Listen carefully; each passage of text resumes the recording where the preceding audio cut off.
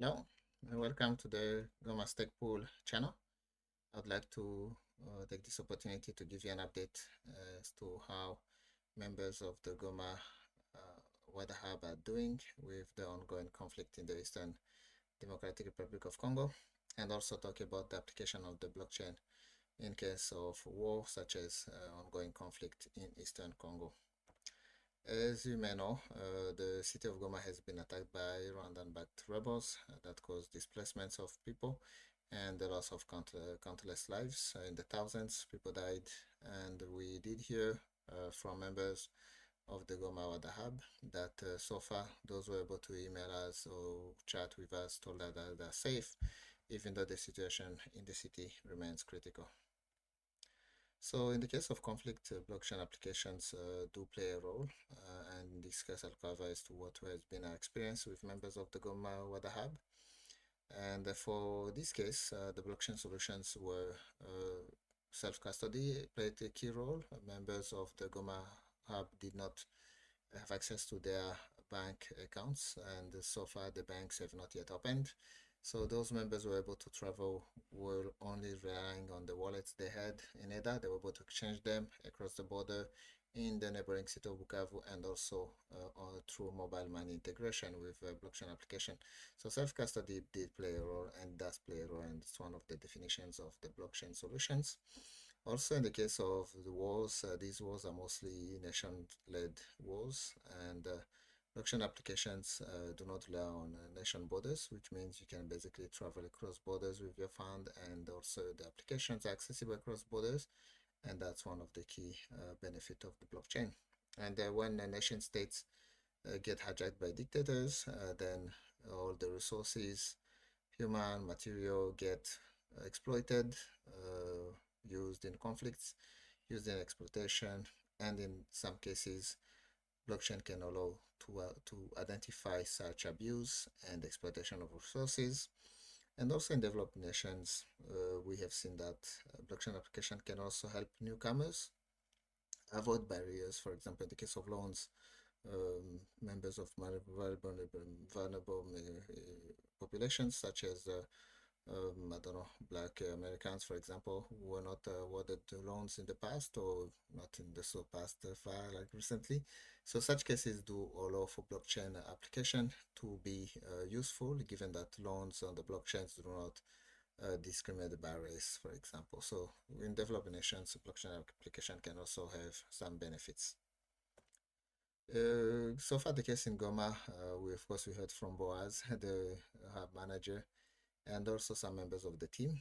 Connection has been restored partially, but Boaz was able to chat and told me that he's okay, even though, of course, he's aiming to leave the city, and he'll update me whether he's been managed to do so. And as you know, some of them also were able to chat in the WhatsApp group. They are so far good. Martin gave an update.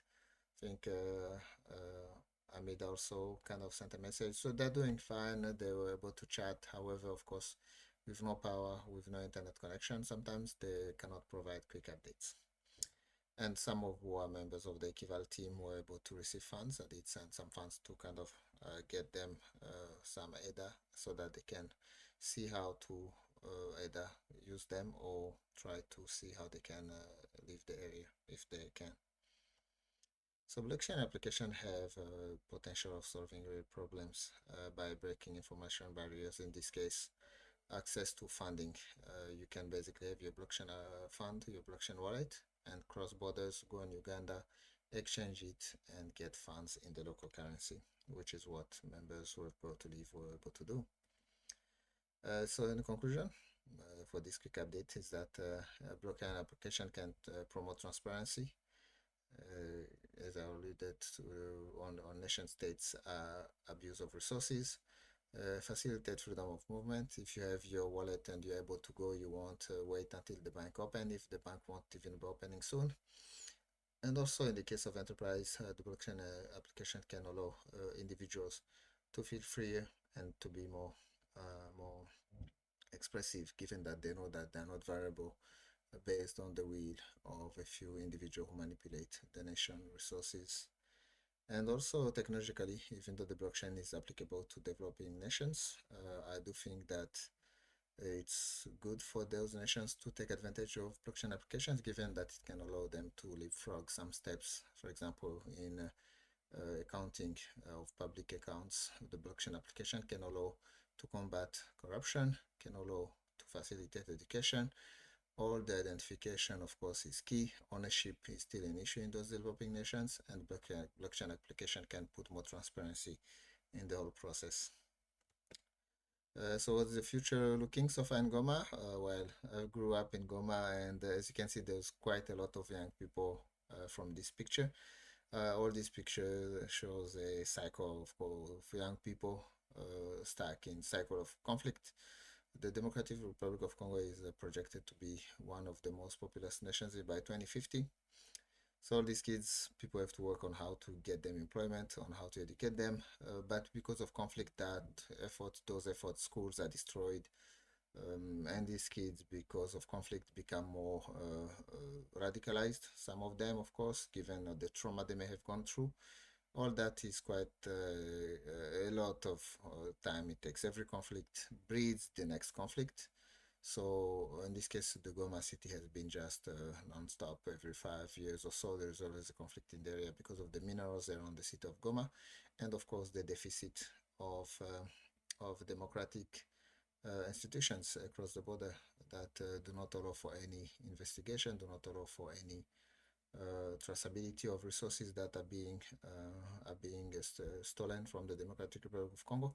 Unfortunately, some developed nations such as the EU have made their choice to support exploitation in the Democratic Republic of Congo, and that we are kind of hopeless in that case. But it's as against maybe the world or most of the human needs or human wants. I don't know what it is, greed and all the stuff. But yes, there could be hope if we implement the blockchain applications. Maybe they can help in making the future a bit brighter, given that, for example, the allocation of national resources can be more transparent and allow for more participation of individuals, more education, and potentially less conflict in the future. So hopefully we'll see. We're still early, as you say, but for the case of Goma, it cannot come as fast enough. But yeah, that's the update, and thank you for visiting our page. Thank you. Enjoy it. Bye.